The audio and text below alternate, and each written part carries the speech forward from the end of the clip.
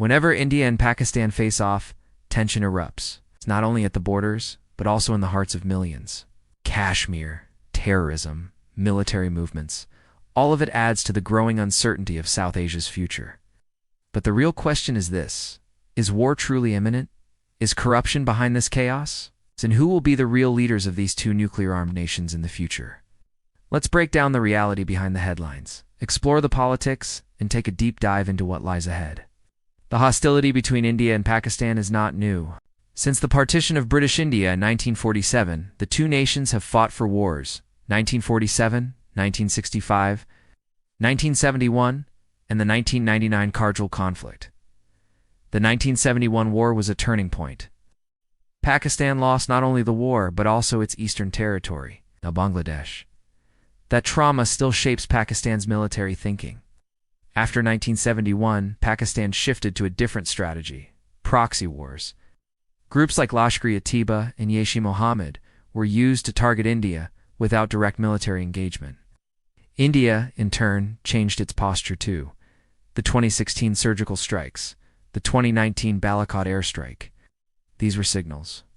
India had become militarily assertive and was ready to hit back. Since late 2024, border skirmishes have picked up again.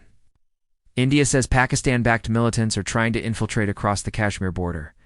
Pakistan claims India is destabilizing regions inside its territory. In the media, they've entered the battlefield too. TV debates, social media influencers, all pushing aggressive narratives, turning public anger into nationalistic outrage. But why now? Many analysts argue when governments can't fix internal problems, they create external enemies. This is a pattern, and it might be playing out once again. Corruption is the enemy within, and it's deeply embedded in both India and Pakistan. In India, billions of dollars are lost every year to scams, bribery, and inefficiencies. According to 2023 data, India loses over $130 billion annually in illicit financial activity. Pakistan, meanwhile, struggles even more. Poverty, poor education, rampant political and military corruption. These are not just statistics, they're daily realities for millions. Corruption suffocates development, and when progress stalls, leaders often turn to nationalism as a distraction. In this way, war becomes a political tool, not a national necessity. A full-scale war between India and Pakistan would be catastrophic. Economies would collapse, cities would be destroyed, and civilians would suffer the most. The World Bank and UNDP warn one war could push South Asia back by 20 years. But there is another path. Both countries choose peace, own their internal flaws, and invest in progress. South Asia could become an economic powerhouse. It's already advancing in technology, space, and infrastructure in Pakistan. It has potential too if it embraces democratic reforms and reduces military interference in governance. In India, unemployment, media control, social unrest, these issues could challenge Modi's return. In Pakistan, things are more unstable. The military still calls the shots. With Imran Khan jailed, Nawaz Sharif returning, and Shahbaz Sharif on the rise, leadership remains uncertain. But one thing is clear: the next leaders of both countries will shape the future toward peace or toward prolonged conflict. Having said that, there are forces that benefit from keeping the India-Pakistan conflict alive. They stoke tensions, promote mistrust, and ensure that neither nation can truly progress. But who are these hidden players, and how do they profit from the chaos? Welcome to our show. I'm your host. First, let's decode the current standoff. Why is it escalating now? What are the underlying factors at play? Recently, Indian officials revealed a plot linked to Jaish-e-Mohammed, aiming to target Indian politicians and religious sites. This threat comes from Pakistan. Islamabad openly supports groups like Jaish-e-Mohammed. Their leader, Masood Azhar, is a wanted terrorist with a $1 million U.S. bounty on his head. He freely moves in Pakistan, directing attacks on Indian soil. For instance, the 2016 Uri attack, a major strike on an Indian army base, was planned by Masood Azhar. Then we have Hafiz Saeed, the mastermind behind the 2008 Mumbai attacks. Despite being sanctioned, he operates in Pakistan, raising funds for terror activities. Even after his house arrest, he managed to shift to a farmhouse with better facilities, highlighting the state's collusion. These individuals and groups thrive due to Pakistan's support. So why does Pakistan back them? Because it benefits their political and strategic goals. Firstly, it's a way to divert public attention from domestic issues. Pakistan's economic situation is dire. To shift focus, they raise tensions with India, especially around Kashmir. This keeps the public engaged, diverting attention from internal problems. Secondly, it's a strategy to gain international support. Pakistan portrays itself as a victim of Indian aggression, seeking help from countries like China and Turkey. Thirdly, it's a tool for political gains. By supporting cross-border terrorism, Pakistan creates instability in Indian states like Jammu and Kashmir and Ladakh. This helps them raise anti-India sentiment, portraying New Delhi as an aggressor. Furthermore, it's a tactic to hinder India's development.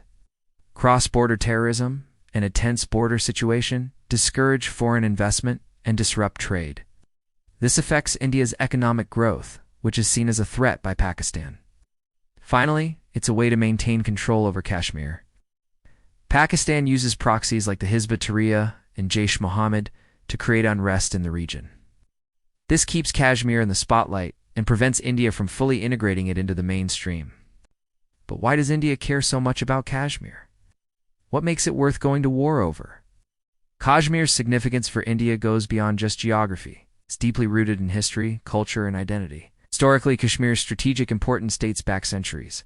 Its location at the crossroads of Central Asia, South Asia, and the Middle East made it a coveted prize.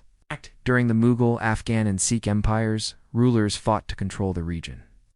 Even today, Kashmir sits at the heart of the India-Pakistan conflict. Article 370 was meant to protect its unique status, allowing it to maintain its cultural and religious distinctiveness. This article ensured that Kashmir's accession to India was conditional, safeguarding its special identity. The revocation of Article 370 was seen as a way to rectify historical wrongs and integrate Kashmir fully into India. This move aimed to abolish the special treatment afforded to Kashmir, ensuring equal rights and opportunities for all Indians regardless of religion or region. The government asserts that this integration would bring greater development and security to the region. However, Pakistan opposes this move, seeing it as a violation of Kashmir's autonomy and human rights. This dispute has been a source of tension since the partition of India and continues to be a flashpoint for conflict. But here's the catch. The core issue is not Kashmir per se, but the unresolved question of Pakistan's very existence. You heard that right. Pakistan may not exist in a decade. Now hold on before you dismiss this as alarmism. Hear me out. Pakistan's economic freefall is well documented. Skyrocketing debt, dwindling foreign reserves, and a depreciating currency are just the tip of the iceberg. But it's not just about economics. Pakistan's social fabric is fraying at the seams. Religious extremism, ethnic tensions, and a faltering democracy are breeding instability. And let's not forget the elephant in the room, the military. Pakistan's obsession with India has led to a bloated military with little accountability. In fact, the military is the largest landowner in the country, holding over 2 million acres of prime real estate.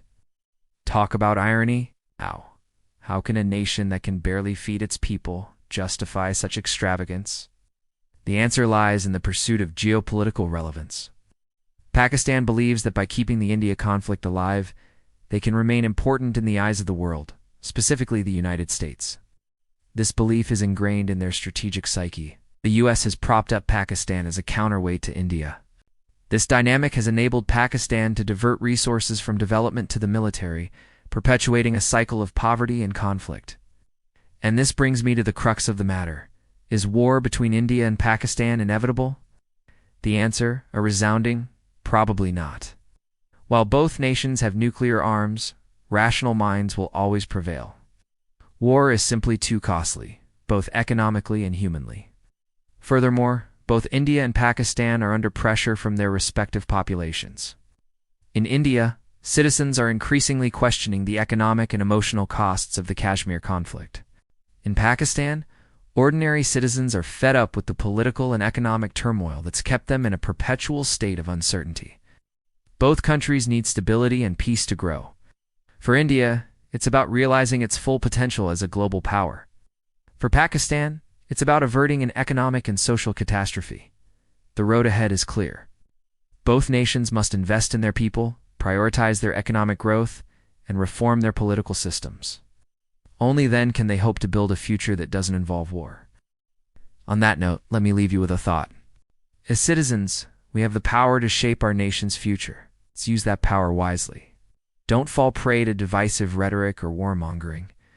Demand accountability from our leaders and push for peaceful resolutions to conflicts. Remember, we all have a stake in building a better tomorrow. Thank you for joining me on this journey of discovery and insight. If you found this discussion enlightening, don't forget to hit that subscribe button. Your support means the world to us and inspires us to continue bringing you thought-provoking content.